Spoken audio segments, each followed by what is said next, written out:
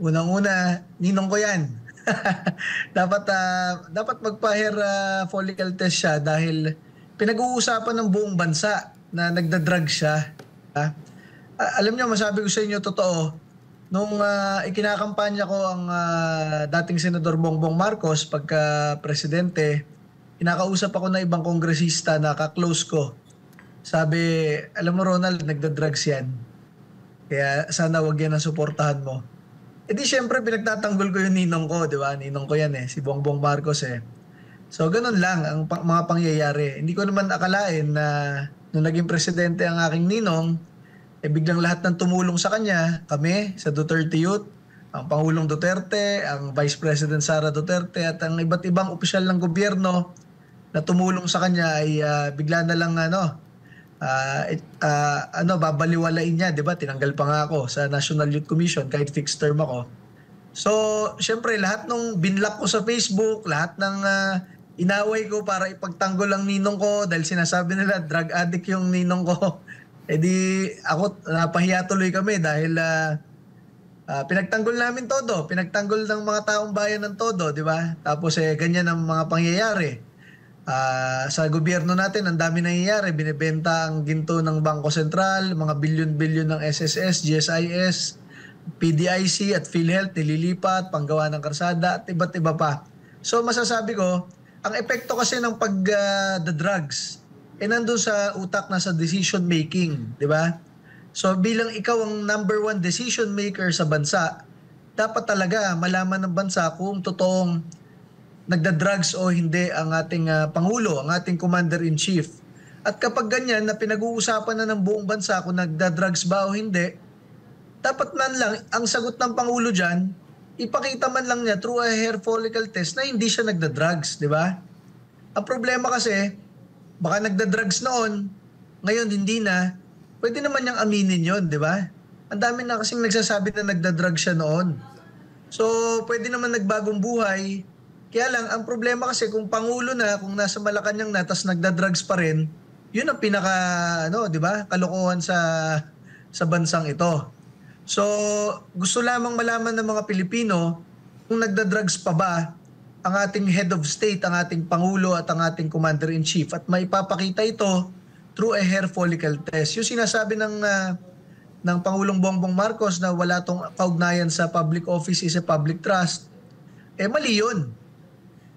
Kaya ka nga ibinoto kasi pinagkatiwalaan lahat ng pangako mo sa bayan, di ba? Isang pangako dyan 20 pesos na bigas. Na ngayon, kalagitnaan na ng termino, wala pa rin. At mukhang hindi naman mangyayari. So, chinecheck ng taong bayan kung yung bang ibinigay na pagtitiwala, yung bang ibinigay na public trust, talaga bang worthy pa ibigay, di ba? Kasi nga, you are occupying the highest public office and you are losing the public trust because of so many decision makings that you are doing. So ang pinaka number one dyan na gusto rin malaman ng taong bayan, kung drug addict ba ang naiboto naming presidente ng Pilipinas. And that only can be disproved through a hair follicle test po. So dapat po mag-hair follicle test ang ating Pangulong Bongbong Marcos dahil ito po ay hinihiling na napakaraming milyong-milyong Pilipino po. Opo, Chairman, masyado bang mahirap o maselan yung yung proseso po ng pagpa-hair follicle drug test? Hindi naman po yata. Nagpa-hair follicle drug test naman po yata sina Kong Pulong Duterte, negative. Mabilis naman po yata yun. And bilang presidente ng Pilipinas, kayang schedule lang mabilis yan. Kasi hawak mo naman lahat ng government hospitals, kahit nakakapunta naman sa St. Luke's ang Pangulo, malapit ang bahay niya doon, sa Forbes, and everything, di ba? So, bakit yung pagde-deny pa ng Pangulo kanina, napakinggan ko first time to dito sa inyo, yung no, what does hair follicle test, how does it relate to public office and public trust? Yung pagkakano pa parang without confidence na parang na-shock dun sa tanong, di ba? So, yung mga ganyang klaseng pananalita, talagang na lang yan. Nag-evade ka na lang doon sa issue ng hair follicle test. If you truly believe that you are not using drugs, if you truly believe that you have not used drugs, if you truly believe that you are not a drug addict and the people are just slandering you that you are a drug addict, show them through a hair follicle test that you are not a drug user. Napakadali, di ba? Ganun lang yun. At Chairman, at dahil nga sa naging issue na ito ngayon, itong pag-connect o pag-involve ng mga nasasangkot sa mga illegal na droga, yung mga opisyal natin sa gobyerno, yung panawagan, panahon na ba din, napapanahon na rin ba na hindi lamang sa ehekutibo kundi sa lahat ng mga opisyal ng gobyerno ay dapat i-require na rin itong pagpapa-drug test para matiyak ng mga kababayan natin na hindi apektado yung utak at illegal na droga ang mga opisyal, mga namamahala sa ating bansa? Yan, tama yung tanong ninyo. Alam nyo, sentimiento ngayon ng mga Pilipino ay nagbalikan na yung mga durugista at kriminal sa ating bansa. Nakita ninyo, merong 1-year-old pinupugutan, 6 years old pinupugutan, 2 years old hino-hostage, 80 years old ginagahasa kahit bedridden. Napakaraming kriminalidad uli ngayon na nakikita ninyo in broad daylight, tanghaling tapat, umaga, maraming tao. Ito ay kagagawa ng mga drug addict dahil hindi na nila matansya ang sitwasyon, ang kanilang decision making ay talagang bangag na, high on drugs. So kung ganyan ang takot ng ating lipunan sa mga ordinaryong drug addict lang sa daanan, what more if we put drug addicts in government positions? Isipin ninyo, kung yung general ninyo ay drug addict, kung yung mayor ninyo ay drug addict, kung yung presidente ninyo ay drug addict, what more? It will affect not just the safety of the people but the entire process of government dahil yung decision making ng isang drug addict ay bangag na, di ba? High on drugs nga. Hindi siya nakakapag-desisyon ng ayos. So definitely, kung pwede lamang magpa-drug test ang lahat ng tatakbo ngayong 2025 dahil dyan natin makikita yan eh. Ako, bilang isang maayos na mamamayang Pilipino, kahit kailan hindi ko nasubukang magdroga, kahit kailan nga hindi ko nasubukang magsigarilyo kahit isang beses eh. So gusto ko rin ng aking mga kasamahan sa gobyerno, ang aking mga kalaban sa politika at sa eleksyon, ganun rin, di ba? Lagi tayo nagpapakita ng magandang adhikain para sa taong bayan, lalo na yung mga nangangampanya, ang daming pangako na babaguhin. Kung yung sarili mo pala, hindi mo mabago. Nagda-drugs ka pa pala, di ba? At ang dami-dami mong bisyo. So paano mo mababago yung bayan mo at ang bansa kung yung sarili mo, hindi mo mabago, hindi mo nga maamin na ikaw lulong na sa droga at hindi mo na makontrol ang paggamit ng droga. Dapat lahat ng kandidato ngayong 2025 ay kung pwede lamang ay magpa-drug test para makita natin kasi yung pinapakita nating pagharap sa taong bayan, babati ka lang, mambobola ka lang, yun lang ang nakikita ng taong bayan. Pero kapag ikaw nagpa-drug test o drug hair follicle test, doon makikita ng taong bayan kung totoo ka ba na ikaw kaya mong baguhin ang bansa kasi ang sarili mo hindi mo mabago, drug addict ka pala, di ba? Opo, Chairman. At kung na-monitor mo rin yung naging pahayag ni Senator Bato de la Rosa, sinabi po niya na parang candy na lang itong pagbebenta ng illegal na droga. Naging madali na lang itong pagbebenta nitong mga illegal na droga sa mga sa ating mamamayan, sa ating lipunan dahil nga parang medyo lax, hindi na masyadong mahigpit yung pinatutupad na anti-drug operation o yung ipinatutupad nating batas laban sa paggamit ng illegal na droga? Yan nga po naririnig lang natin yan kina Senador Bongo, Bato, kay Pangulong Duterte, kay Vice President Sara Duterte, kay Pastor Apollo Kibuloy. Yang ganyang dapat na kamay na bakal sa ating bansa. Alam nyo, ang Duterte Youth Party List, nag-file kami last year ng pagbabalik ng death penalty para sa mga kidnapper, para sa mga drug trafficker na sumisira ng kinabukasan ng ating mga kabataan, pati sa NPA na terorista at pati sa mga plunderer. So, bakit natin ginagawa yan? Kasi yung droga talaga, hindi lang yan hindi lang yan mga part-time na bisyo. Sinisira niyan yung decision making skills ng isang tao.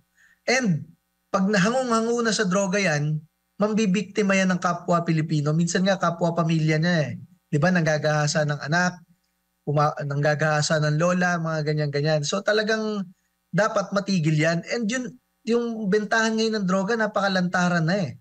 Sa dami ng pinupuntahan ko mga mayor ngayon, gobernador at mga kahit barangay chairman, wala na silang sinabi kung hindi na, nako chairman, napakadaming ano ngayon, nagdodroga ngayon. Isipin nyo yon, napakadaming drogista at kriminalidad na nangyayari ngayon, wala kayong marinig sa palasyo, wala kayong marinig sa gobyerno, di ba? Unlike nung panahon ni Pangulong Rodrigo Duterte, meron lang mapatay o ma-rape.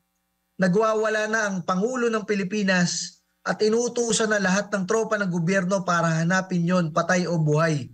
Ganun na lamang ang kamay na bakal na pinapakita dati ng gobyerno. Kaya nga, nung panahon ni Pangulong Duterte, almost maubos ang NPA na terorista, almost magsukuan lahat ng adik, lampas 1,000,000 nagsukuan, at lahat ng mga kriminal ay takot sa gobyerno, takot sa taong bayan. Kaya ang iyong pamilya, yung anak at asawa, maisasama mo sa gabi, di ba? Parang sa Davao City, pwede kayong maglakad ng gabi. Ngayong panahon na ito, hindi na po okay yon. Dahil ang daming nagdodroga ngayon sa ating lansangan at dapat talaga ibalik ang kamay na bakal sa ating gobyerno. Opo, bago ko lang ipasa kay Partner Admar, Chairman, nakakalungkot din na ilang opisyal sa ating pamahalaan, lalo na sa kapulisan, may mga nagsasabi na hindi lahat ng mga gumagamit ng illegal na droga ay mga adik. Ano masasabi mo? Sa tingin ko, hindi lang drug addict sa gumamit na illegal na droga, yung natutulog tapos sinubuan mo ng drugs. Baka yun lang yun. Kaisa-isang pagkakataon na hindi addict yung gumamit ng drugs, yung natutulog tapos pinatakan mo ng drugs, ayun, hindi addict siguro yun. Pero na-influensya na agad siya ng masamang sangkap. Pero pag ikaw talaga nagda-drugs, gumagamit ng drugs, drug addict ka. And kaya nga nagiging addict ka doon, addiction, di lalo kang napapagamit pag sinimulan mo na. At doon sa addiction na yon, nagiging criminal ka dahil kung ano-ano na ang ginagawa mo, dahil yun ng decision making mo ay natutunaw na, nagiging bangag ka na nga. So mali yun. Chairman, magandang umaga.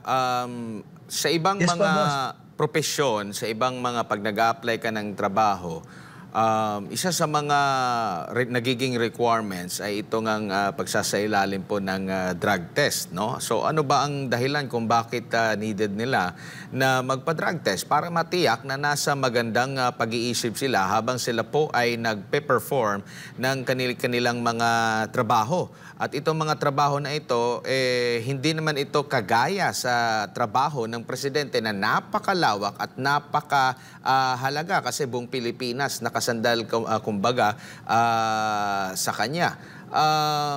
Nakikita mo ba na dapat, alam natin may desisyon dito ang Korte Suprema na hindi nire-require ang pagsasailalim po ng drug test. Pero napapanahon na ba na ito'y baguhin na talaga mas lalo na yung mga public servant dapat matiyak magkaroon ng regular na surprise drug test kasi meron ding sa ibang ahensya ng gobyerno na gumagawa nito. So ibig sabihin dapat hindi exempted, lalong-lalo na sa posisyon ng pagka-presidente.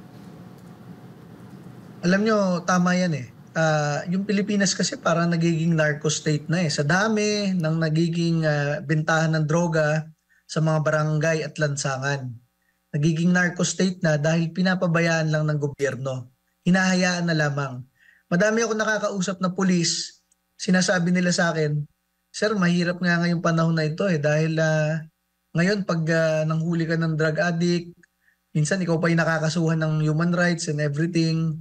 Masyadong yun daw mga pulis na may hinuhuling tungkol sa drugs no panahon ni Pangulong Duterte, pinapabalikan daw ng kaso ngayon. Isipin nyo yun, para lang madiin ang Pangulong Duterte sa kanyang administrasyon, yung mga success ng mga pulis at ng taga-gobyerno sa panghuhuli ng drugs noong 2016 to 2022, pinapakasuhan yung iba doon para siyempre sisihin pa rin nila na nung panahon nila nanghuhuli sila. Ganun ka-twisted, di ba? Dapat talaga nanghuhuli ka ng nagagamit ng drugs kasi illegal talaga yan. Pangalawa, yung sinasabi natin, sa pag-a-apply sa trabaho, nag-a-apply kang driver, family driver o company driver, nire-require ka ng drug test. Siyempre, baka isipin ng pamilya kasi at nung kumpanya, baka itong maher namin nagda-drive, nagda-drugs pala, baka bangga, kami pa ang masisi, di ba? Kung yung mga ganung na nag-a-apply ka lang ng simpleng trabaho sa pribado o sa gobyerno, mababang trabaho na ina-applyan mo, nire-require ka ng drug test. What more kung ikaw yung pinakamataas na opisyal sa gobyerno?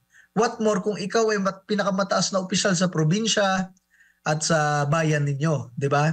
Alam nyo, may naalala ko dyan, sa AFP Reserve Force, noong 2021, nag-apply si Congresswoman Marie Cardema sa reservist kasi vice chair siya ng defense sa Kongreso. At alam nyo, kasi 2021 na yon, magta-2022 na, mag-election na uli, ang daming requirements. Na-file niya lahat ng requirements. Isa lang yung hindi na-file ni Congresswoman Cardema na requirement dahil kailangan mong pumuntang laboratory, umihi doon through sa urine test, drug test, gano'n. Drug test, yung requirement na drug test, hindi na submit ni Cong Cardema. Alam nyo, yung buong proseso nung pag-a-apply niya sa Reserve Force ng AFP, na-invalidate. Gawa lang ng isang test na drug test na na-late na. Mayo niya na ibigay, nagpalitan na ng administrasyon, nagpalitan ng Secretary of Defense, na-invalidate na yung mga ipinasa niya, NBA clearance, barangay clearance, court clearance, lahat. Dahil lang doon sa isang drug test na late niya na submit kasi election time eh.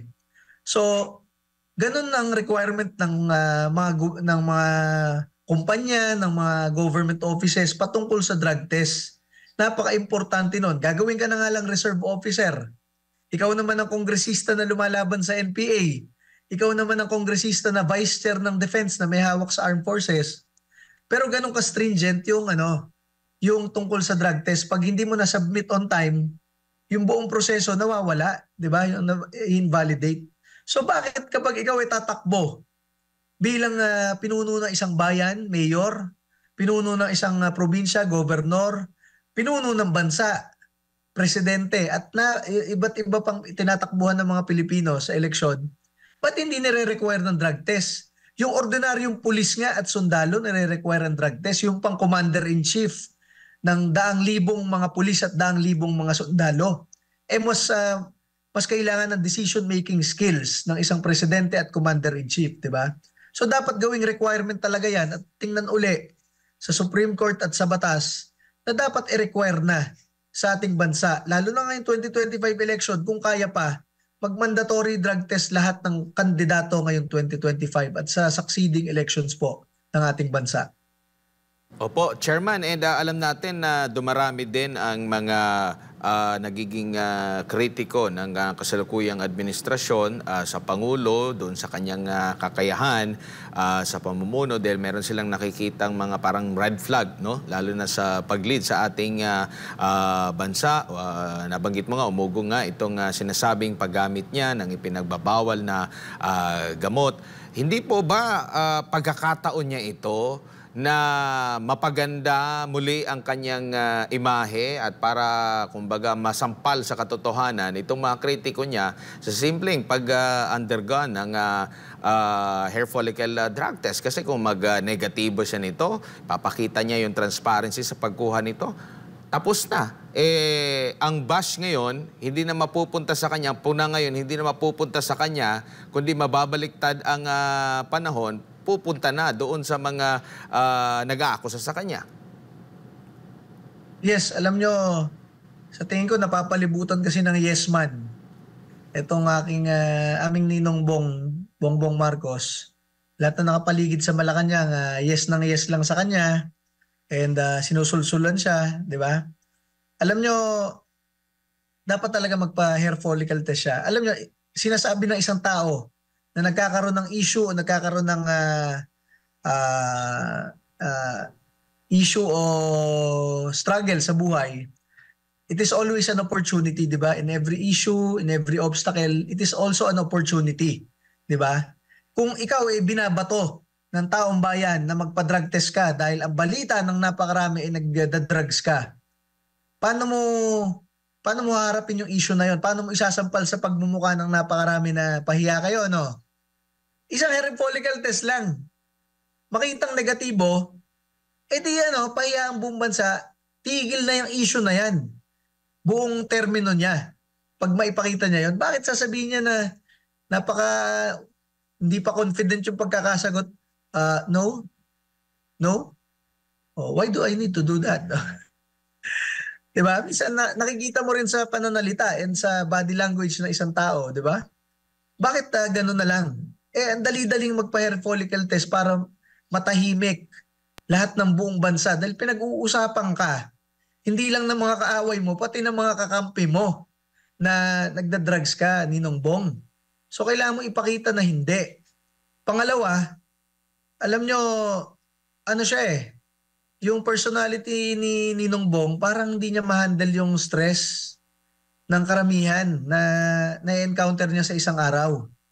So, baka binibigay niya yung trabaho kay Ninang Lisa o kay Ninong Martin, speaker, sa pinsan niya o sa asawa niya. Ang problema nga, ito na nga nangyayari. Inaaway nga nung mga pinagbibigyan mo ng kapangyarihan, ang mga Duterte, ang mga ibang tumulong sa inyo, at ang ibang mga Pilipino.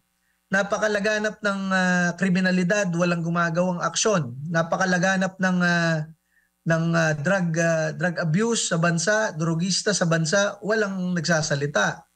Napakalaganap ng korupsyon sa bansa, kine-question mismo yung budget 2025. Hindi naman kine-question yung GAA. Ang kine-question nga yung BICAM, kung saan ang ilang kongresista at ilang senador, sila lang nag-usap-usap doon.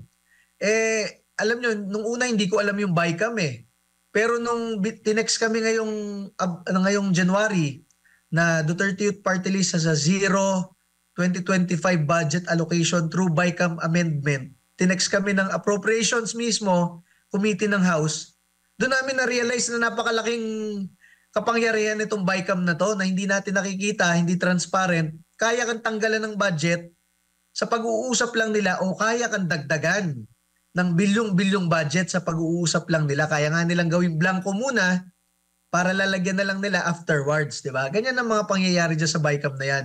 If you are the president and alam mo may mga ganyang kalokohan under your administration, kayang-kaya mo na talagang aksyonan yan Katulad ni President Duterte, dati sinabi niya, ipapadala niya yung mga sundalo at pulis sa Kongreso at Senado, i-hijack pa nila, i-hostage pa nila yung budget ng bansa, di ba? Dati nagkakagulo. So, if you are truly a strong leader, a strong commander-in-chief, yung mga problema ng bansa, kaya mong aktuhan yan. Hindi mo na need ipasa yan sa mga iba't ibang tao mo sa Malacanang. Yung mga nakapalibot sa Malacanang, puro yes lang yan ng yes. At natutuwa yung mga yan if weak yung leadership dahil naipapasa sa kanila yung pamumuno sa iba't ibang aspeto ng bansa. Kaya kailangan po ipakita ni Ninong Bong ng ating Pangulo ang kanyang strong leadership against crime, against terrorism, against drug abuse in the country. And paano mo maipapakita na ikaw ay laban sa mga drogista sa bansa? Kailangan mo muna ipakita na ikaw mismo ay hindi drogista. Or hindi man lang, hindi na drogista ngayon, di ba? So kailangan mo ipakita yan through a hair follicle test. Huwag yung itinatanggi-tanggi pa at siguro sinusulsulan ng mga nasa likod niya, yung mga nasa picture ngayon. Boss, huwag niyong pakinggan yan. Wala yan. Nandito kami para sa inyo. Sige, abutan ninyong nagalit na yung buong taong bayan, matanggal kayo lahat sa Malacanang, kakabulong nyo dyan sa Pangulo ng ayos pa yung bansa. Lugbok na yung bansa ngayon sa crime, drugs, at sa pagbebenta ninyo ng mga assets ng gobyerno, sa paglilipat ninyo ng bilyong-bilyong pondo ng iba't ibang ahensya ng mga Pilipino papunta sa paggawa ng karsada kung saan alam natin yun ang pinagkakakitaan ng maraming politiko. Opo, Chairman. Kaya nga hindi natin masisisi din yung ating mga kababayan sa pagkukumpara Kung si dating Pangulong Duterte, sabi niya, I hate drugs. Ito naman daw si Pangulong Bongbong Marcos Jr., I hate drug test. Yan po ang kanilang komento pagkukumpara. Siguro, Chairman, last message po ninyo, Chairman, para po sa ating mga kababayan nanonood po sa mga oras na ito.